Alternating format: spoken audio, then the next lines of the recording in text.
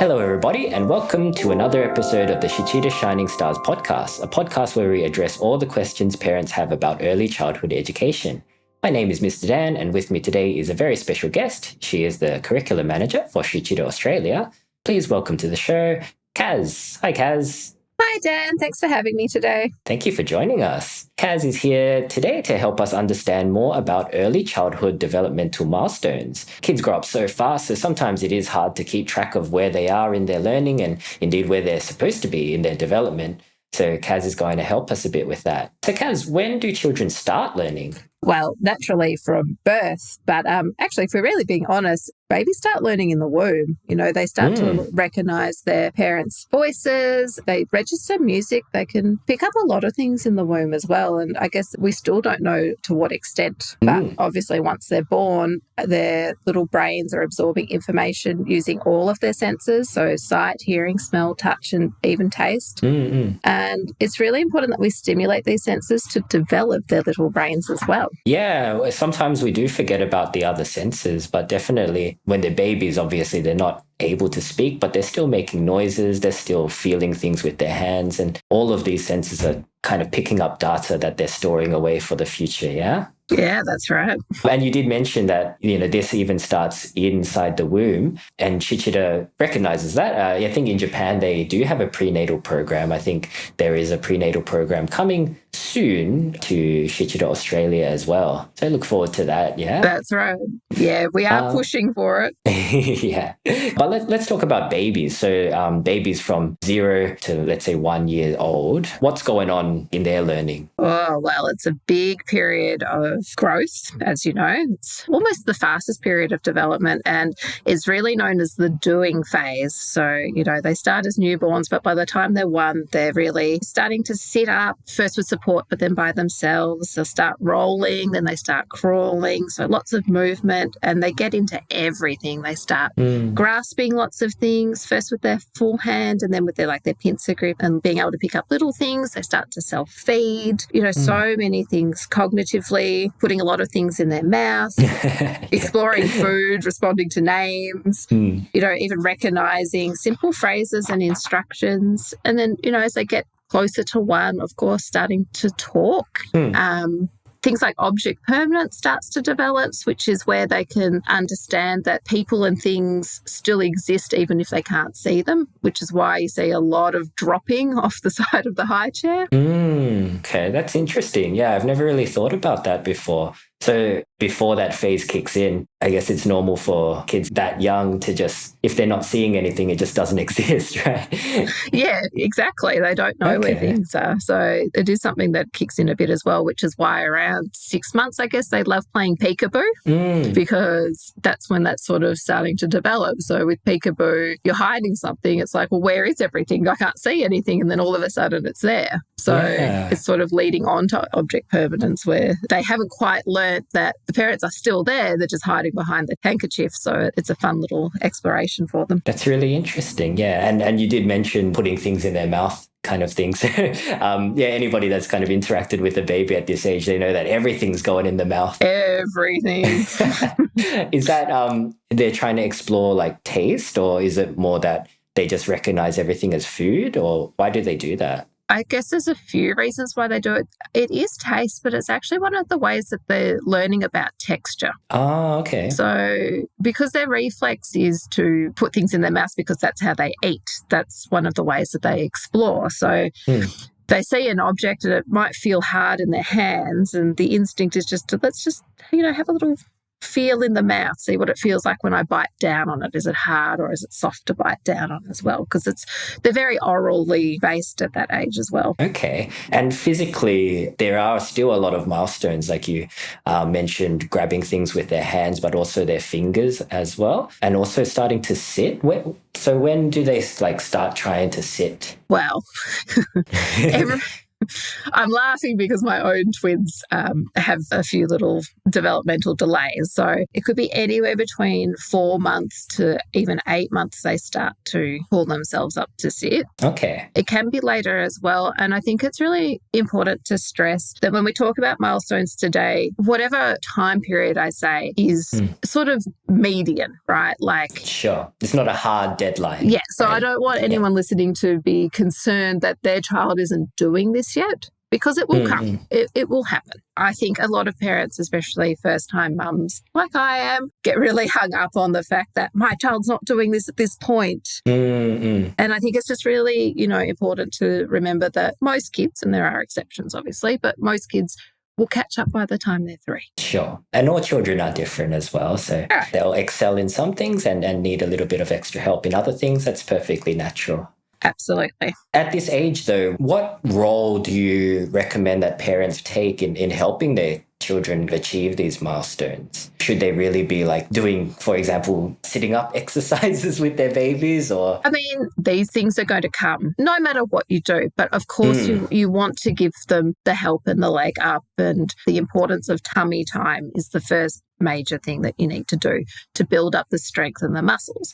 So you need to be doing the tummy time, lots and lots of tummy time first. Okay. So sorry for those that aren't familiar with tummy time, like me. What is tummy time? So tummy time is when you put the baby on the floor on their tummy so that they are learning to lift their head up and push up with their arms. Okay. Which is strengthening the head, the neck muscles, the chest muscles, the arm muscles as well. Okay. So you need to build those muscles and play on the floor and do lots of those tummy times, because then once they're quite strong with lifting their head, the next step will be rolling, which takes a different set of muscles. So that's another step towards sitting. And then once they're really strong doing that, they might start crawling, but they'll also try and start to sit up and use those core muscles to sit up. So if you haven't done a lot of tummy time, often kids will be a little bit delayed in doing these things like sitting and crawling because they haven't built those muscles. Okay. So obviously doing lots of tummy time with them to begin with is extremely important. So definitely doing that to help them. But then, sitting them up, and it can just be sitting up on the lap or sitting in the floor between the legs as well, with support, of course, or the high chair. Normally around 4 to 6 months, again, depending, is when you'd start looking at maybe putting them to a high chair. I think the guideline recommends starting food at about 6 months, and that's usually when those muscles have developed enough that they can hold themselves up to be able to eat I see. as well. But there's lots of things you can do in a high chair that's not food related if you didn't want to start with solids yet. Like you can put them in the high chair and just have little sensory toys to play with, and that's still helping develop the sitting. Yeah, and I guess that would also help with fine motor skills as well, grasping big objects first and then reducing the size. Is that something we also cover in SHICHIDA classes for our babies? We absolutely do. So we start our baby program at 6 months, which again is around the time that they should be able to sit up with a bit of support but can hold their head up so that they can see in class. And we do a lot of fine motor skill training in the baby classes, a lot of picking up objects and dropping them in containers and taking things out of little spots as well so that they're using their little pincer grips. We start this really early as well because there is a link between the part of the brain that uses fine motor skills and language development. Oh, okay. So there's a link between fine motor skills and promoting language development. Okay, that's interesting. It's in the same part of the brain. So would you say that a lot of language development happens during this period? Well, as you know, part of our program at this age is very big on input. So I would even say that language development probably happens even in the womb. Don't hold me to that, but definitely once they're born, input language, talking to your baby is very important because that is already starting to input into their brain words that they might not be able to make sense of, but it does come out. And I have a really funny story on this because my twins attend SHICHIDA and they've been coming since 6 months of age and they love the Hello song, and I swear that's because I used to have to sing it while I was teaching while I was pregnant. Oh, yeah. They know it really well. That makes sense, yeah. The second they hear that song, they know it's time for class and we're ready to go.